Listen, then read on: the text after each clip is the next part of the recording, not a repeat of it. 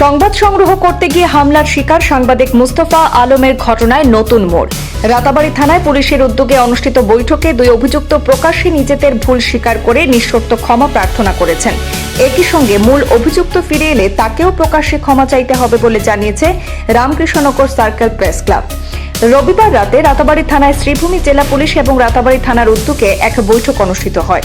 সেখানে অভিযুক্ত মাসুদ আহমেদ এবং বিলাল উদ্দিন প্রকাশ্যে নিজেদের ভুল স্বীকার করে সাংবাদিক মুস্তফা আলম এবং রামকৃষ্ণনগর সার্কেল প্রেস ক্লাবের কাছে নিঃশর্ত ক্ষমা প্রার্থনা করেন।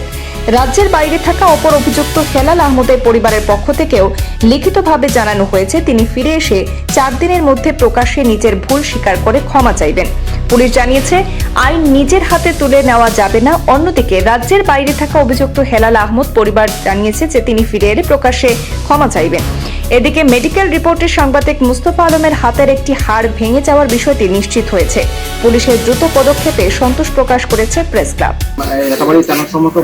আমাদের সঙ্গে আছেন আমাদের রামকৃষ্ণনগর সার্কেল প্রেস ক্লাবের সভাপতি মহান্তি মহাশয়, আসছেন আমাদের সঙ্গে আমাদের মুখ্য উপদেষ্টা তাপস পাল, আমাদের ভাইস প্রেসিডেন্ট শ্যামল আচার্য, মৌলানা আজিজুল হক, আমাদের সাংবাদিক এবং লেখা বিশেষ।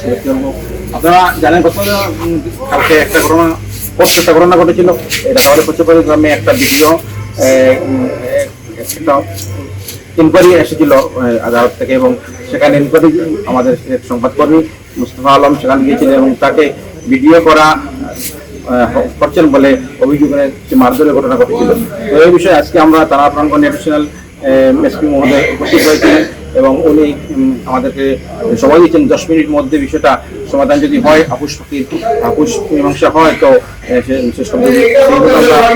বৈঠকে বসেছিলাম এবং দীর্ঘ আলোচনা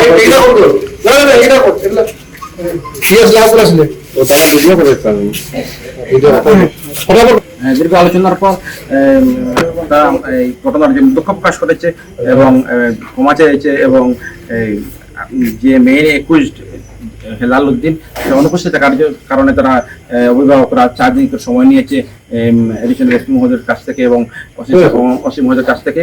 তো আমরা পুলিশ প্রশাসনের এই সিদ্ধান্তে সন্তুষ্ট প্রকাশ করেছি এবং এই সিদ্ধান্তে আমরা সম্মতি প্রকাশ করেছি এবং 4 দিন পর হেলাল উদ্দিন আসার পর বাকি মীমাংসা এবং সেই প্রসঙ্গে আমাদের সভাপতি মহাশয় বললেন।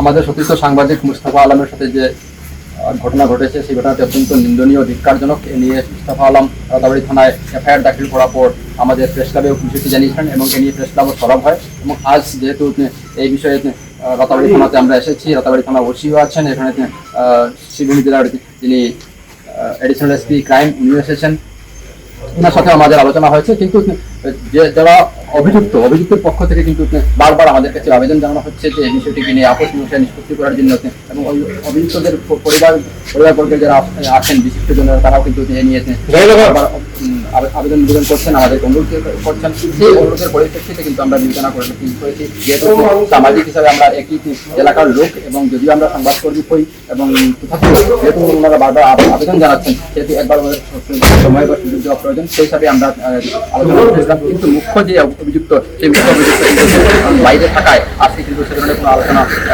হতে পারেনি। তবে ওনার পরিবারের তরফ থেকে আশ্বাসন দেওয়া আছে যে 4 দিনের মধ্যে কিন্তু ওনাকে এখানে হাজির করা হবে।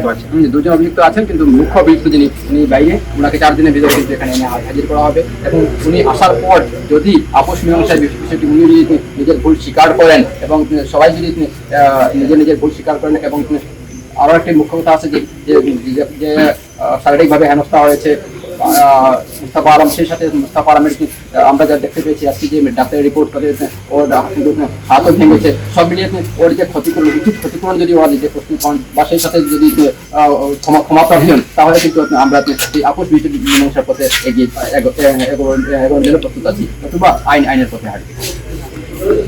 মাননীয় মনোজ মহন্ত মহাশয় যে পদক্ষেপ নিয়েছেন যে সপ্তাহের পরে এটা বুলবুলের যদি মাঝে একটা ঘটনা হয়তো আমরা রয়েছে বা তান হয়েছে বা সব সঙ্গে এটা ঘটে গেছে এবং এখানে ডিএসপি স্যারেও পরামর্শ দিচ্ছেন যে এটা এক এলাকার মানুষ, একটি গ্রামের মানুষ, পাশাপাশি মানুষ, এটা আপনারা সুন্দর করে সমাধান করিলেন।